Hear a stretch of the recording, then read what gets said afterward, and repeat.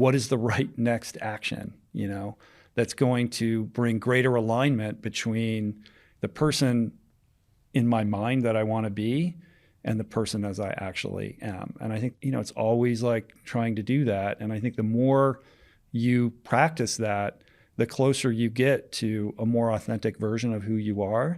And that will reveal to you some kind of purposeful track, and it doesn't have to be some big, huge thing. It's not necessarily going to be Scott Harrison, who quits his life as a nightclub promoter and decides to provide clean drinking water to the entire world. I think as inspirational as those stories are, they're intimidating, and I think it makes people paralyzed from actually just doing, like, what's the next thing I could do? Like, when I decided like I wanted to get fit again, I wasn't thinking about competing in ultra endurance events. When I sat down and cracked the Artist's Way book for the first time when I was spanking new in sobriety, I didn't realize that was a practice that would ultimately lead to me writing books. Like, you have to just do the thing that's in front of you to do. And you don't get the privilege to know where that's going to lead you. So that's where faith comes in, and like letting go and surrender, as opposed to holding on tight. What's my purpose? What's my mission? Just do the thing in front of you to do right now. What feels right? What inspires you? What is something you're curious about? And leaning into that curiosity and letting it breathe and giving it life. And all those questions will be answered in time. And it may take a very long time. An entrepreneur straight out of New York City, Michael Chernow. What's cracking?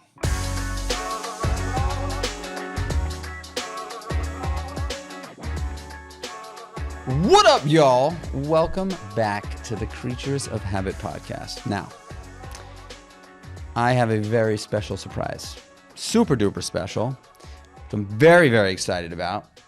I have a guest on the show today that I think you guys are going to really, really, really get value from. He is a world-renowned podcaster, top 1%, top 0.001% podcaster. He is an author. He is an ultra endurance athlete. He is a husband, a father, and he and I have a lot in common. We are both in recovery. His birthday is a day before mine. I'm a little bit older than him. and he's just a wonderful human being that I was lucky enough to get the chance to hop on his podcast. And Rich Roll is in New York City, and he's here for a little while. And I asked him if he would have time to hop on, and he's here. So we are going to we're going to do things a little bit differently today. We're not just going to cover in 30 to 45 minutes habits, rituals, and routines of awesome human beings that have inspired me. We're gonna spend a little bit more time. This will be part one. Rich, welcome. Great to be here, man. I love the intro. Here's to the Libras. Libras. You're October 19? 21st. 21st, yeah. I'm October 20, 58. Mm-hmm. And when I was getting ready to come up here to meet you, I'm like, what would Michael Chernow wear? That stylish dude. I looked in my closet, did my best to, it's Halloween, cosplay a little Chernow energy. And I was very happy to see that you two wore the denim shirt. Yep. As soon as you walked in, so I'm in the ballpark. There he is. Not nearly as handsome or as vital as you, my friend, but very happy to be here today to talk to you. I really am excited to hear about the Dalai Lama. I really want to hear about the Dalai Lama experience because I think that's a bucket lister of mine, and I know that I don't have much time, right? Mm-hmm. Like, I don't know how long, maybe another 20, because that guy will probably live. Who knows? I think he's 91. Okay, so maybe not another 20. I could have that wrong. It was a pretty remarkable experience. It came about because Arthur Brooks, who is a friend of my podcast, and a professor at Harvard Business School who teaches leadership and happiness. I think he also teaches it at the Kennedy School of Government there. And he's become sort of the public face of the science of happiness, social scientist. He has a column in the Atlantic magazine, and just a really brilliant and lovely human being. And for years, he has been going to Dharamshala to spend time with the Dalai Lama. He's developed a little bit of a friendship with him, and he began taking groups there annually to basically introduce them to, the experiences that he has had that have been transformative in his life. And he invited me to attend one of these retreats, I guess you could call it. And like you, it's a bucket list thing. Like, I'm not going to say no to that. This comes around once in a lifetime, and he is old. Like, who knows, right? It's not an invitation I could have foreseen, coming my way. So I jumped on it. So my wife and I, we went to Dharamshala. When was this? Like 9 months ago or something like that. It was a small group of about 20 people from a diversity of backgrounds with, different areas of specialty and expertise, like all different kinds of people. And Dharamshala is sort of the Topanga Canyon of India. You kind of land in this little airport and you take a 45-minute drive up this mountain. Along the way, you see Western backpackers and the sort of technicolor cacophony, the symphony of sounds and smells that everyone talks about when they talk about India. I'd never been to India before. It's overwhelming, and it's beautiful, and it's pungent, and it's just a lot, right? Like, you're just slammed with like stimuli everywhere you look. And we had the opportunity to spend 2 days in his presence, 2 sessions that were about 2 hours each, that took place in this sort of relatively nondescript, like, banquet hall that is, part of his domicile and his temple. And when you go in, I'd never gone through like a more intense, like, frisk procedure. Like, they're very, like, it was hardcore, man. Wow. Like, checking every orifice to make sure that, you were not going to be a threat to this guy. And he's brought out by his monks and sat in like kind of a barca lounger. Like, I guess what I'm saying is it's a mix of all these kind of conflicting different emotions around what you expect it to be and what it is. Like, on the one hand, it's everything you want it to be. You're like, holy shit, I am in the presence of the world's greatest living spiritual leader who has lived this extraordinary life. But on the other hand, I'm like, look at that funky chair he's sitting in. And I'm sitting in like these maroon, kind of like banquet chairs. And I see like a stack of his books in the corner, which were written by this guy, Doug Abrams, who is a friend of mine from college, who wrote this book called The Book of Joy, which is a series of conversations between the Dalai Lama and Bishop Desmond Tutu. So it's weird. It's like, okay, I know that guy who wrote that book. And then sitting right next to me is Rainn Wilson, like Dwight Schrute from The Office. Like, there was a surreal aspect to the whole thing. And what's interesting is that Arthur, if you know anything about Arthur, has an incredible facility for language, is so quick on his feet and insightful and incisive. And he has the ability to distill very complicated ideas into digestible, concepts. And he, as the host of these kind of guided talks, comes in hot with like this incredible introduction and a whole kind of map of like where we're going to start and where we're going to go with the Dalai Lama. What you quickly discover, and Arthur knows this because he's done this many times, is it doesn't matter what you ask the Dalai Lama, his response is essentially the same every time. It's some version of the answer is more love, more compassion, and more forgiveness. And I think what he does is he astutely reads the room and makes a determination of like, where are these people at and what do they need to hear? And that has nothing to do with the question that's being asked him. He's just like, I'm going to give these people, I'm going to meet them at their level and kind of give them what I think they need or what they are capable of understanding. And so that was fascinating. It's all very structured, and there's a lot of kind of ceremony around it with all of his monks attending to him. And we got to spend a lot of time with those monks, which was actually the most fun part. And you realize like a lot of these guys got PhDs at American universities and they speak perfect English. And, although they look very different, and that can be, sort of not off-putting, but like, how am I going to connect with this person? Were there any Western monks there? No, no, there weren't any Western monks. A lot of them were people who fled, Tibet in their youth.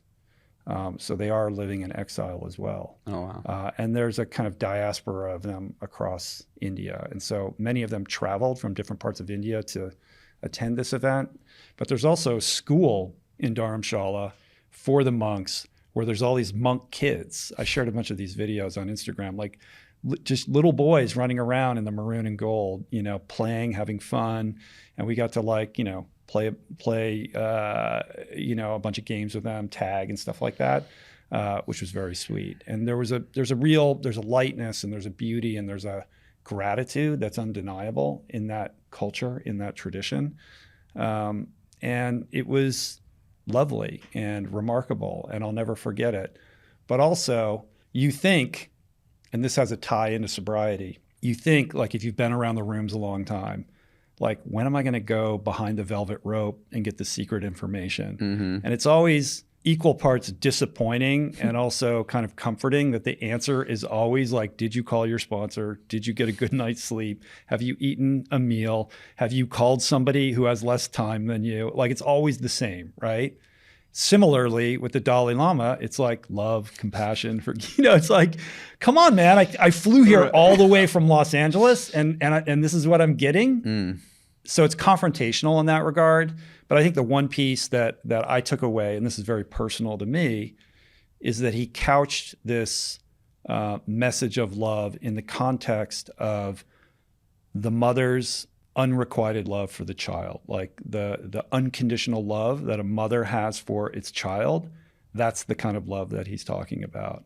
And as somebody who has a challenging and often problematic relationship with my own mother, I found that confronting, because when I think about, like, my own mother, unconditional love is not the first thing that comes to mind. And I think what I took from that is that's worthy of deeper inquiry. Like, why is that? What is my part in that? How can I heal that? And in what way is my issue or my trauma or my resentment around that piece interfering with a better version of life that I could be experiencing, which is a pretty good takeaway, and I think probably made the whole trip very worthwhile. I would say yes and yes. Yeah. That sounds, I mean, I can relate so much to that. And I think not going to see the Dalai Lama and sitting on a plush maroon chair, but the takeaway from that experience that you had. And I think, like, you never know where you're going to find that little piece that's going to make you think about the thing that is potentially harboring some cloud that is keeping it a little rainy on those sunny days, And I've recently kind of experienced a similar thing with my mother, and sort of dealing with, I think we talked about it on your show, where I kind of found this, like, inner child, hanging out that I didn't know, never seen him before, But that leads me to sort of another question, about happiness. You have interviewed and sat with some of the most profound happiness researchers, people that explore this sort of this phenomena of happiness. What have you learned from them? What is happy? Arthur Brooks would say that happiness isn't a feeling. It's not an emotion. It is an action. It is a verb. Happiness is a consequence of doing things that engender it. It's not something to aim for. It's a byproduct of prioritizing certain things in your life. And I would say that, happiness is a struggle for me. I think I could be a lot happier than I am, and I get in my own way with that. Happiness is a product of community and friendships, making sure that you are connected to people that you care about. It's a function of service, making your life about something more than yourself. It's about having a mission, I think, that brings fulfillment. And fulfillment's very different from happiness, but the pursuit of something that is fulfilling engenders happiness. Happiness isn't something happiness is fleeting. It comes and goes. You know what I mean? And I think when you're immersed in something that is not only meaningful to you, but is meaningful to other people, and they get value from that, if you're doing that professionally, like you and I get to do, that's a pretty good equation for happiness. But I think happiness is really about creating a trajectory towards more love, going towards the people you care about most. And it's hard. I'm a workaholic. I get caught up in my own ego, and I sacrifice friendships for professional obligations like all the time. Like I still have a lot of work to be done in that arena, I would say. But the good news is that on the vocation front, I feel like I have that wired. I feel so nourished in what I get to do for a living. I'm so grateful to be able to do it. And the fact that other people find meaning in it and benefit from it is just like the coolest thing. And so I think that gives me a base level of happiness. Where I get into trouble is when I get caught up in the bullshit of it. Like, why is that person doing that? Or how come this happened? Or the details or the analytics or the financial aspect of it. All of that moves me away from happiness. And when I can stay rooted in the core of the why, like, why are you doing this? What are you actually trying to do here? I can find a greater sense of well-being in that. You said mission. It's very interesting. I had a situation last night, and it was kind of dropped on me fast. I'm an alcoholic, right? Like when change is thrown at me quick and not super positive feedback, I want to like retaliate quick. Like the first thought that we all know and we learn in recovery, that first thought we just don't have control over. Typically that first thought just kind of like, it just shows up to the party uninvited, and like it's our responsibility to either like allow yourself the moment to metabolize that thought and not react emotionally, or fire back and live a reactionary lifestyle, right? And I have sort of built this barrier of self-awareness, not perfect, but over the last 20 years, it's gotten better and better, where I did not react emotionally. And it was so hard because I wanted to, because that desire to kind of want to do that. And then I left there, and the thought came to my mind after an hour and a half, 2 hours of talking with my partner. Am I happy? What is happiness? I'm going to ask Rich about that tomorrow. Like, how I'm feeling right now is so far from happy. What is happy? I feel generally in my life, I have so much to be grateful for. And there are moments of true happiness. But like, what is it? What does it mean? Are we all gunning for happiness? Or are we all gunning for doing our best to stay positive in the moment to the best of our abilities? Because at the end of the day, like Eckhart Tolle says, right? Like everything that happens in life happens right now, like it happens right now. You said mission, and it inspired me to think of purpose too, right? Like, do you think that there's a difference between, if happiness is kind of directly potentially correlated to having a mission and being able to accomplish something, do you think that mission and purpose could be kind of similar or very different? I don't know. I think that gets into like parsing words that just makes people more confused. I'm not a huge fan of the word mission because it feels so daunting. Like if you tell us to find a mission, it's like, well, what's my mission? I don't know. Like, how am I supposed to find a mission? To me, it does go back to the present moment. We pass through the reality of our lives, the present, obsessing about things that happened yesterday or years prior, and fantasizing about what has yet to be. And very rarely are we even aware of the reality of our own existence, which only exists right now. The only moment in which you have any control over the trajectory of your life is right here and right now. So while we're scheming and planning about what we're going to do tomorrow, or we're regretting what we did yesterday, we're missing that opportunity. And I think it robs us of our own innate, kind of ability to be happy, because when you're not right here, right now, and you're somewhere else, as we all are the vast majority of the time, we're not actually present in our own lives. And I think the more you can anchor yourself in the present, and then, again, back to sobriety, it's always back to sobriety. Like, what is the right next action, that's going to bring greater alignment between the person in my mind that I want to be and the person as I actually am. And I think it's always like trying to do that. And I think the more you practice that, the closer you get to a more authentic version of who you are.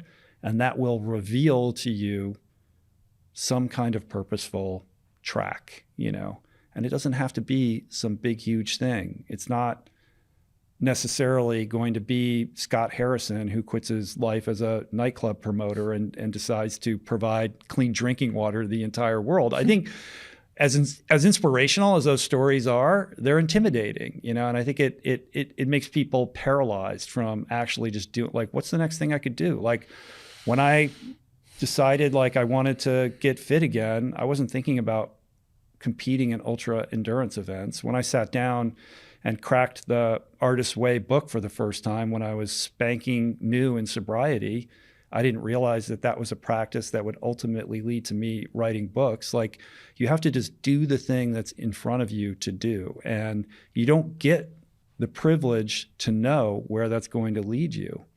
So that's where faith comes in, and letting go and surrender, as opposed to holding on tight. What's my purpose? What's my mission? Just do the thing in front of you to do right now. What feels right?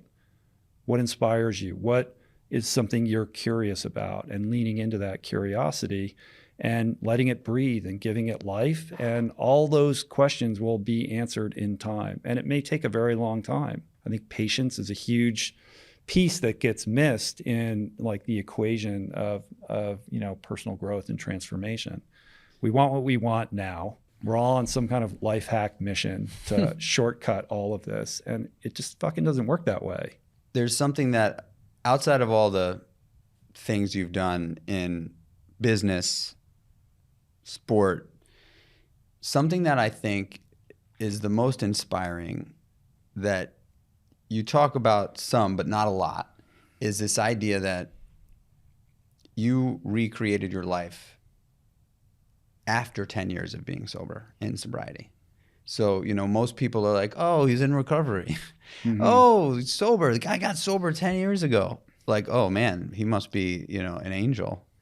And you felt dead inside at 10 years sober, and you have literally you started a new life at 42 years old. Mm-hmm. And I think for the listener that's in recovery, or that's thinking about recovery, or that's struggling in recovery, to know that is possible. You're sitting across from me, you're a rich motherfucking roll, and you did that in recovery after being sober for 10 years. So can you talk about that a little bit? Yeah.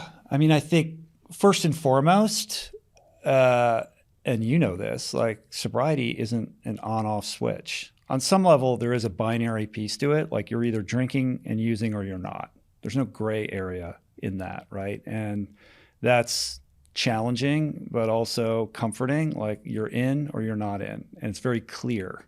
But just because you're in doesn't mean that you're emotionally sober. It's an onion that you're always peeling, trying to get to the core of it. And, when I finally got sober, I went to treatment for 100 days.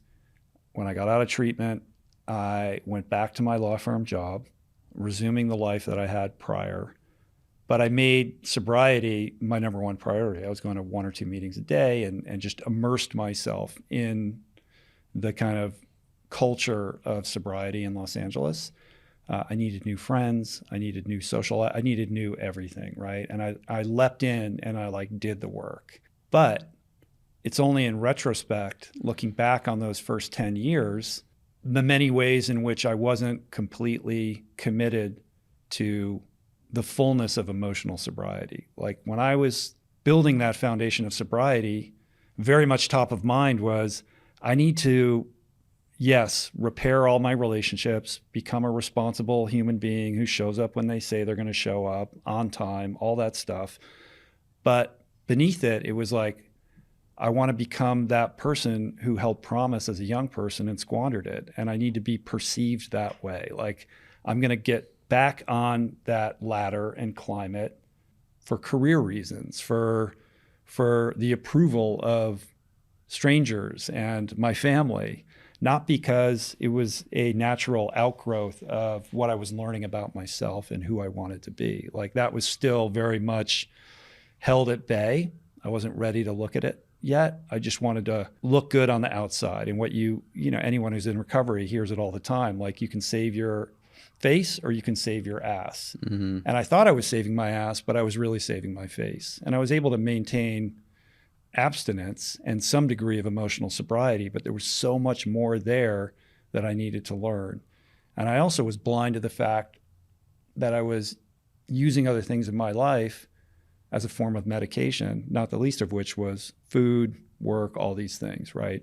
And it took a health scare, basically 9 years into sobriety for me to kind of wake up from that fever dream and realize that there was so much work that remained for me and to really move towards the discomfort I was experiencing as somebody who was very disconnected from my own self. I was running a program, and that program was dictated by culture and society and what they approve of and value, as opposed to doing the real work, which is going inward. Like, who are you? Like, what is it that you're here to express, or what's meaningful to you, or what are you curious about, or what are you running away from or hiding from?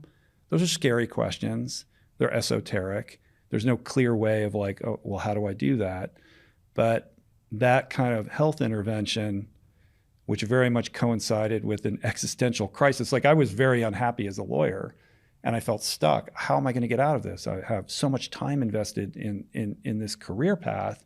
I'm so deeply unhappy. How come these other people are doing it seem happier doing it than I do? I just want to ask, I want to ask, like, when you say deeply unhappy, I think it's important to point out, like, what can you describe what that is? I mean, look, I had met my wife and we were building a life together, and I'm still very happily married to her. So it's not like, oh, I was so unhappy. I was, no, like I had a lot of good things in my life.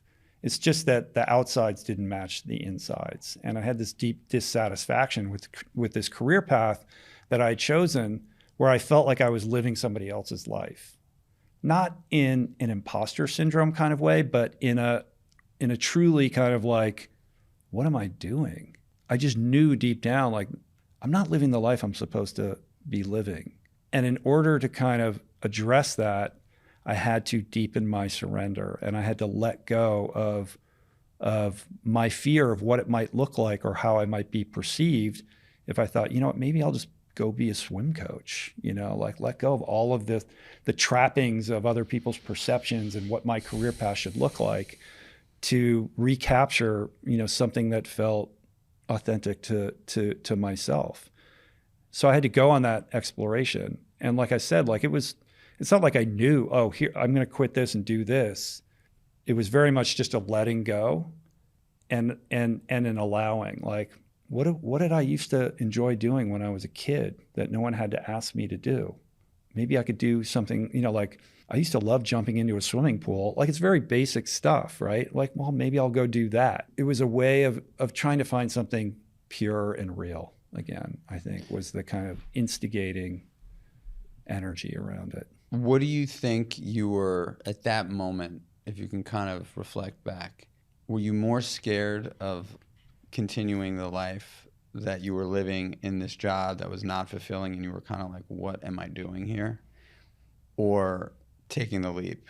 Like, how long do you think you negotiated with yourself Oh, very long time. Like I was an unhappy lawyer for a long time, in this kind of like, prison of my own making where I was being well paid, but I was also medicating myself by spending every penny that I made. So to nice buy things. stuff, to like feel better about myself. So I was always in debt and I always had crazy credit card bills and could never really like establish any kind of financial stability in my life. So your question goes to the heart of the matter, which is, in my opinion, or I should say in my experience, the only time that I've been able to take that like leap of faith into uncharted terrain is when the pain of my circumstances exceeds the fear of doing something completely different. The option or the choice to take that leap is always there for everybody in every moment, but we don't take it because we're not in enough pain with the way that we're currently living. And I wish I could raise my hand and volunteer for all of those things that would probably make my life better, but I know myself well enough to know that I only usually do it when my back is up against it and I feel like a cornered animal. It kind of leads me to another thing that I want to talk to you about, which is pain. You and I believe, have a high threshold, probably an uncomfortably high threshold for pain. And in some cases, I kind of gravitate towards it more than away from it. For years, I'm sure similarly to you, in active addiction, your life was about running away. Mm-hmm. Like we literally thought that it was possible to like outrun life. Like outrun the pain of what was going on in our life through drugs and alcohol. Literally, like this is never ending. Like you've run crazy ultra marathons and 7 triathlons and 7 Ironmans and 7 days in Hawaii on all, like crazy shit. You can never outrun life. No, you can't. You can't. I think most addicts have an incredibly high threshold for pain because you can't maintain the addict lifestyle without it. It comes with it, right? And the pain that you have to endure to sustain that lifestyle is insane. So it's no mistake that, ultra marathons in this world of endurance and ultra endurance is just rife with like people who show up with sleeve tattoos like you, and you're like, I know that guy, chasing a different kind of dragon. And I think pain is, like all things, it's your relationship to it that determines whether it's a good thing or a bad thing. For me, and I know for you, like pain is this unbelievably valuable teacher. It can be your greatest teacher, and it's been one of my greatest teachers. Because when you volunteer for it in a healthy way through endurance sports or choose your passion, and you put yourself in those difficult circumstances by choice, and you push yourself to the outer edges of your comfort zone and beyond, you meet yourself as you truly are. You can't outrun life, but when you're in that place, you can't outrun yourself. Mm-hmm. You will meet yourself as you actually are. And there's something deeply profound about that and spiritual, and I think it's why so many addicts in recovery do find value and solace in endurance sports, because it's a way of muting out the world, like the discomfort that you experience that leads you to drugs and alcohol in the first place. You can find that in endurance sports, because when you're in that much pain, you can't obsess about the past and the future or really engage with whatever that discomfort is, because the physical discomfort of what you're doing is so overwhelming. So it's calming to our very loud minds on some level, and I think we find peace in that. But by spending that much time, in that space, it becomes this deeply meditative practice where you're engaging with yourself in a way that you don't in the normal circumstances of your life.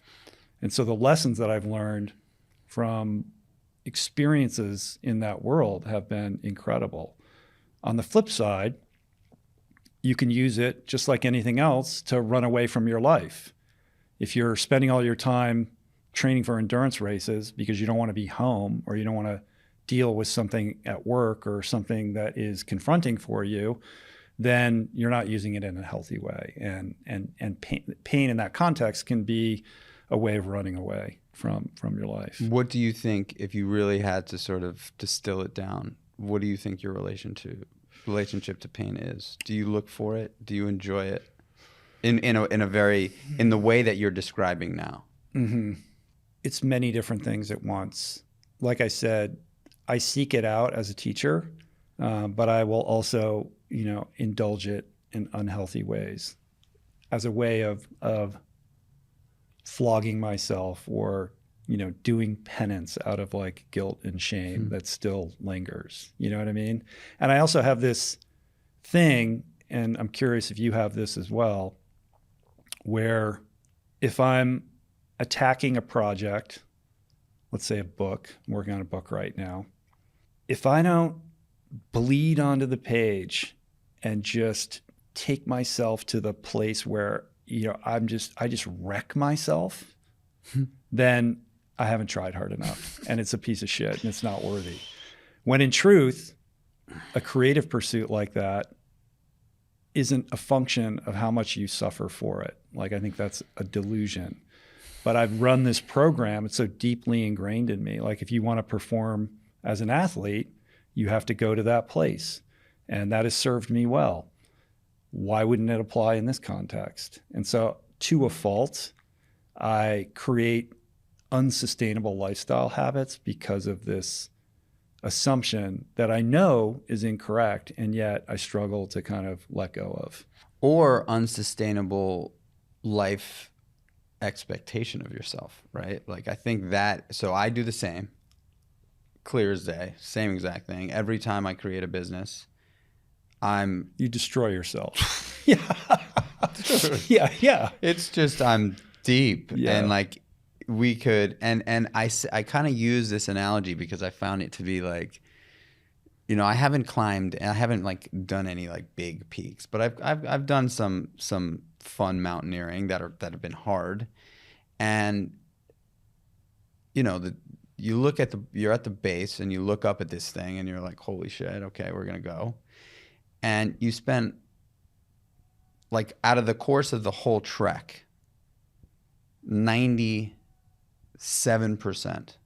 climbing and descending, and 3% max at the top. Right. Like, you're just there at the top. And so, I kind of look at like what you were talking about with the book and how it's just like, you're gonna climb until you literally have no skin left on your feet or your fingers.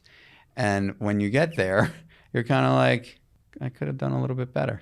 Like, yeah, it's but the lie is that, like, that has any relationship to the quality of the words on the page. Totally. Yeah. Like, people will be like, oh my God. And you're like for me, sometimes people will say things, really nice things, and I'm looking at them and I've gotten better at saying thank you, as opposed to like, oh, come on. I've gotten better at that. That was an intention I set in January of this year. Actually, I was like, let me actually start appreciating these comments for the first time in my life. Because typically I'm like, yeah, right, you're lying. Like, in my head, that first thought. Yeah. That first thought I have no control over is like, yeah, right, you're lying. Bullshit. I don't believe you. And I'll smile, but that's the thought, So I'm going to close it out there, ladies and gents, boys and girls, all shapes, sizes. We are out. Do me a favor, though. Share this podcast with a friend. Share it with a loved one. Share it with potentially a foe. Maybe you bury the hatchet with this dear podcast episode here today, and send it to somebody who you think would appreciate it. And if you're really feeling generous and kind, 5-star rating and review wouldn't hurt. Until the next one, y'all. Peace.